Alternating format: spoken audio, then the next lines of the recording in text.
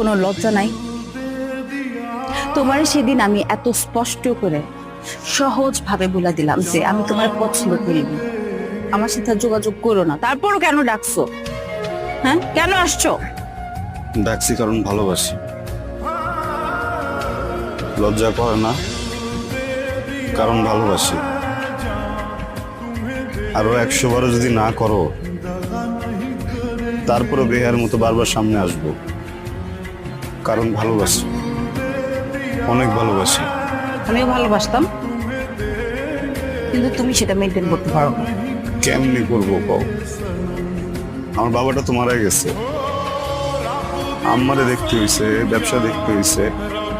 এমন তো না যে আমি কোথাও বসে বসে হাওয়া খাইতেছিলাম, সময় পার করে ফেলাইছি। আমি তো তোমার এইটাই বোঝানোর চেষ্টা করতেছি যে তোমার একাই সবকিছু কেন করতে হবে, আর তোমার বাবা মারা গেছে এটা আমার আব্বারে কি বুঝাবে বলো? এগুলা